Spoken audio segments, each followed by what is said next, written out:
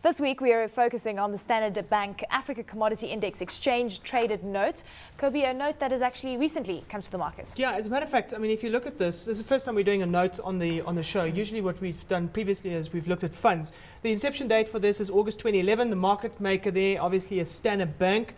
And the benchmark is trying to beat, or shall I rather say match, because there's no beating the benchmark here, is Standard Bank Africa Commodity Index, and the fee is about 0.50%. Let's maybe just quickly look at some returns. And I mean, these are simulated historical performances specifically from Standard Bank. So these aren't actual returns. And I mean, here you can see the Standard Bank, the commodity index. You can see how fantastic those returns look like over time relative to some of the other indices. There's the top 40, for instance, the all be in red.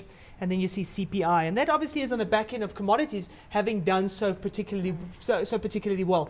This is obviously an exposure specifically to Africa, to African commodities. Roland, just I mean, maybe how does this exchange traded note work? Right, there are actually 4 sectors in here. So what we are looking at is precious metals, base metals, agriculture, and energy.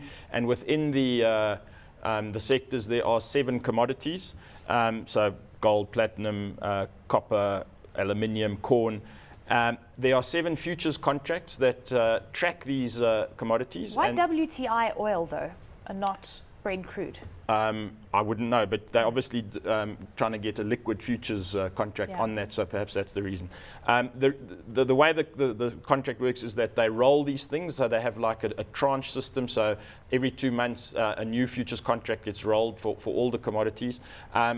Instead of having one future contract for each commodity, they've got several, so that the roll risk is reduced, so that you don't have sudden leaps as the future gets to expiry. So Cobie, if you want exposure to commodities, we know that ETFs and ETNs have actually started to become quite popular. Here in South Africa, the ETF market, physically backed ETFs, not that evident in the country, but does this ETN note actually offer you a diverse exposure to the space, to the commodity space? Well, I mean, the question one should ask oneself is, because remember, you buy this off the JSE, so it's like a normal share. You're going to buy it off the JSE and you can trade it as well, because Standard Bank are the market makers as far as this is concerned. The question is, what role does this play in total portfolio construction? If you're after commodities and you're after an African exposure and you specifically want exposure to commodities in Africa, this can play a meaningful part in total portfolio construction. If it's not something that you want and you potentially want company exposure, this is obviously not something that's what would be better? Company exposure or exposure to an exchange? What is it you're trying to achieve? Well, what is it you're trying to? I mean, it's pretty diverse. To beat inflation in the long term and to get the highest returns with the lowest risk.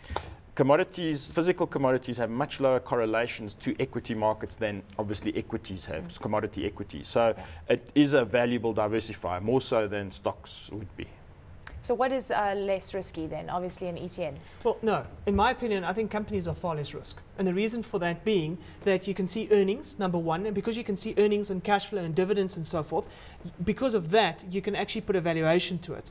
In certain cases, some commodities you can value, in other cases you can't value it. And then in this case, there's specific focus here on Africa commodities. I again say what Alex said a little bit earlier on. Remember that we're looking at physical investments at this stage. Physical investments means that you need to have a long-term effect as far as this is concerned, long-term investment horizon. Have you got a long-term investment horizon? But you're just tracking the market, essentially. You're tracking the underlying price. You're tracking Africa production, which is an interesting interpretation of this. Why Africa production rather than global consumption is another way to weight these things. So there are many ways to construct this. Again, just shows how the market has changed hugely. Suddenly you can buy this for Africa. Amazing.